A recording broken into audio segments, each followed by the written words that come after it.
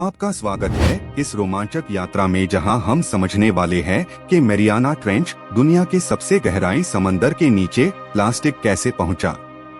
ये जगह इतनी गहराई है कि यहाँ रोशनी तक नहीं पहुंचती और हर आवाज छुप जाती है। लेकिन क्या इंसानी असर यहाँ भी पहुंच गया है? ये कहानी शुरू होती है हमारे रोज के प्लास्टिक के उपयोग से।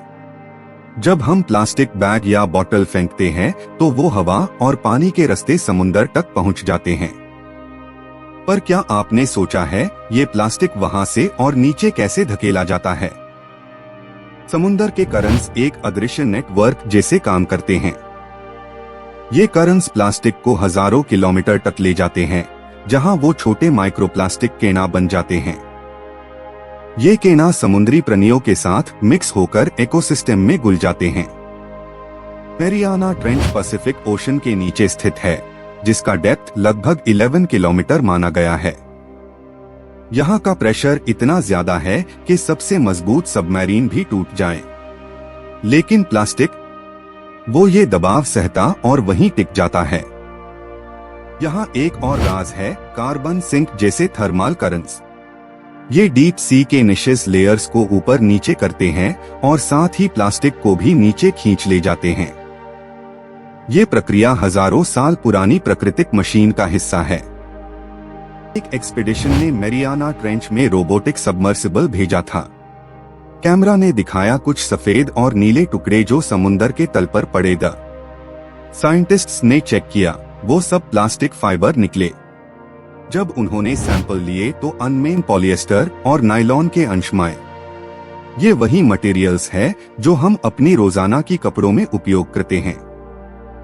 मतलब हमारी कपड़े धोने की आदत भी समुंदर के सबसे गहरे हिस्से तक पहुंच गई। क्या आप जानते हैं एक टी शर्ट जब धोई जाती है तो उसमें से हजारों माइक्रोस्कोपिक फाइबर निकलते हैं।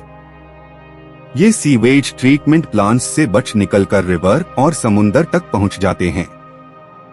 वहीं से ये प्लास्टिक दुनिया के नीचे के दुनिया तक चला जाता है।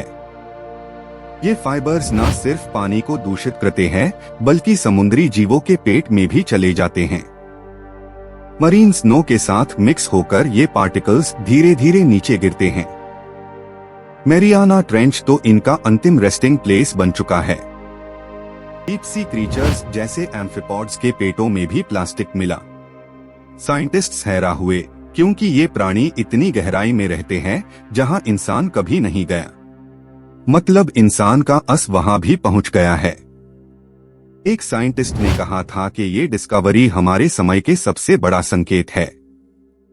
जब एनवायरनमेंट के सबसे प्रोटेक्टेड एरिया में भी प्लास्टिक मिलता है तो मतलब हमारे पोल्यूशन ने कोई जगह नहीं छोड़ी। ये प्लास्टिक अब समुंदर का भाग बन गया है।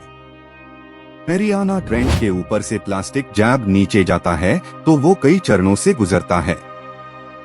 पहले वो सरफेस करंट्स के साथ बहता है, फिर प्लैंकटन और मरीन स्नो के साथ चिपक कर नीचे जाता है। ये एक डेंजरस डाउनवर्ड स्पाइरल है। मरीन स्नो एक प्राकृतिक घटना है जिसमें डिकम्पोजिंग ऑर्गेनिज्म और छोटे पार्टिकल्स नीचे गिर है। लेकिन अब वो प्लास्टिक के साथ मिल एक आर्टिफिशियल स्नो बन गया है। ये समुंदर के इकोसिस्टम को बदल रहा है। एक और अनोखा तथ्य ये है कि प्लास्टिक का रंग और आकृति डीप सी क्रीचर्स को भोजन जैसा दिखता है। वो आयसी खा लेते हैं और प्लास्टिक उनके शरीर में जमा होता जाता है। ऐसे में पूरी फूड चेन प्लास्टिक से जुड़ जाती है। साइंटिस्ट्स ने डीप ट्रेंचेस से लाए सैंपल्स में केमिकल्स भी पाए। ये टॉक्सिन्स प्लास्टिक के साथ नीचे गए थे। जब कोई क्रीचर आयसी खाता है तो ये विष उसके शरीर में घुल जाता है। मैरियाना ट्रेंच में प्रेशर 1000 बार से ज्यादा होता है। इस दबाव में भी प्लास्टिक इंटैक्ट मिला, जो बताता है कि ये पदार्थ कितनी देर तक टिक सकता है। ये ह्यूमन मेड पदार्थ समुंदर के नियमों को चुनौती दे रहा है। आप सोच रहे होंगे, क्या कोई उपाय है? साइंटिस्ट्स कह रहे हैं कि हम प्लास्टिक का उपयोग कम करें, बायोडिग्रेडेबल विकल्पों को बढ़ावा देना चाहिए, क्योंकि सबसे गहराई वाला हिस्सा भी अब इंसान के निशान से भरा है। लेकिन प्लास्टिक सिर्फ नीचे तक नहीं गया, ये ऊपर के इकोसिस्टम को भी प्रभावित करता है। प्लैंकटन और फिश अस प्लास्टिक को खा के मर जाते हैं, जिसे फूड चेन टूट जाती है। ये एक साइलेंट क्राइसिस बन चुका है। ओशनोग्राफर्स ने बताया कि समुंदर एक लिविंग सिस्टम है। अगर एक हिस्सा प्लास्टिक से भरा हो जाए तो उसका प्रभाव बाकी हिस्सों तक पहुंचता है। ये इंटरकनेक्टेड सिस्टम धीरे धीरे कमजोर हो रहा है। एक 10 साल पुराने रिसर्च ने दिखाया था कि पैसिफिक गार्बेज पैच से प्लास्टिक पार्टिकल्स अलग होकर लोअर करंट्स में चले जाते हैं। ये करंट्स उन्हें मैरियाना ट्रेंच तक खींच ले जाते हैं, एक अदृश्य पाइपलाइन जैसे। डीप सी एक म्यूजियम बन गया है हमारे वेस्ट का।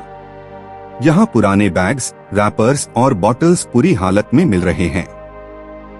हर चीज इंसानी सिविलाइजेशन की कहानी बता रही है। रोबोटिक सबमर्सिबल्स से लिए गए फोटोज देखकर साइंटिस्ट्स चौंके।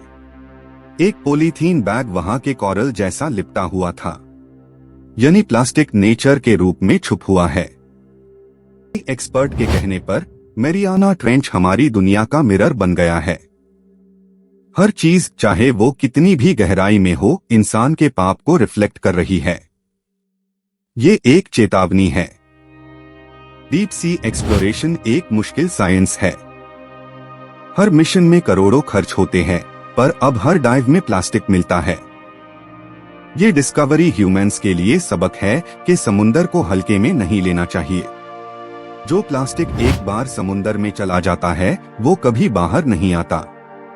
ये अनंत यात्रा प्लास्टिक को समुंदर के डीएनए का हिस्सा बना देती है। हम उसी कहानी का भाग बन गए हैं। डीप सी करंट्स और एक फेनोमेनन होता है जिसे थर्मोहाइन सर्कुलेशन कहते हैं। ये टेम्परेचर और सॉल्ट के अंतर से काम करता है। प्लास्टिक पार्टिकल्स भी इसी के साथ नीचे खींच लिए जाते हैं। ओशनोग्राफर्स के डेटा ने बताया कि हर साल हजारों टन प्लास्टिक डीपेस्ट ट्रेंचेस में सेटल होता है। ये प्रोसेस इंसान के कंट्रोल से बाहर हो चुका है। नेचर अब इसे डाइजेस्ट नहीं कर पा रहा। डीप सी में एक मॉडर्न जियोलॉजी चल रहा है, एक लेयर जो प्लास्टिक और माइक्रोफाइबर्स से बनी है। साइंटिस्ट्स आईसी एंथ्रोपोसीन का सिग्नेचर कह रहे हैं। हमने पृथ्वी के इतिहास में अपना निशान छोड़ दिया। कुछ रिसर्च ये भी दिखाती है कि डीप बैक्टीरिया प्लास्टिक को धीरे डिग्रेड करते हैं, लेकिन वो टॉक्सिन्स छोड़ है जो और खतरनाक होते हैं। यानी प्रॉब्लम गायब नहीं होती, रूप बदल है। ये ट्रेंच एक टाइम कैप्सूल है। प्लास्टिक यहाँ हजारों साल तक रहेगा। एक दिन जब कोई फ्यूचर सिविलाइजेशन इसे खोजे तो वो हम पार जांच करेगी कि हमने अपने समुंदर के साथ क्या किया। उन समुद्री क्रीचर्स के लिए जिन्होंने कभी इंसान नहीं देखा, प्लास्टिक एक नया शिकारी बन गया है। वो आईसी फूड समझकर खा लेते हैं और धीरे धीरे मर जाते हैं। ये एक साइलेंट जेनोसाइड है। हम जानते हैं कि समुंदर हमेशा डीन वाला है, ऑक्सीजन, रेन और जीवन। लेकिन अगर ये प्लास्टिक से भर गया तो सब कुछ बदल जाएगा। ये हमारी सिविलाइजेशन का टर्निंग पॉइंट हो सकता है। मैरियाना ट्रेंच के अंधेरे में जो चमक देखी गई थी वो बायोल्यूमिनेसेंट क्रीचर्स नहीं बल्कि फ्लोटिंग प्लास्टिक्स द। उन पे माइक्रोएल्गी की लेयर बढ़ गई थी जो उन्हें रोशनी देता था। नेचर ने उन्हें जिंदा जैसा बना दिया था। आप सोचिए, अगर हम अभी चेंज नहीं लाए तो प्लास्टिक वेव और गहरा होता जाएगा। समुंदर के साथ साथ हमारा कॉन्शियंस भी डूब जाएगा। ये कहानी अभी पूरी नहीं, पार इशारा दे चुकी है। तो आज जब आप एक प्लास्टिक पीस फेंकते हैं, याद रखिए कि वो किसी दिन पृथ्वी के सबसे गहरे कोने में जाकर लेटेगा। ये ट्रेंच हमारी गलतियों का शांत साक्षी बन गया है।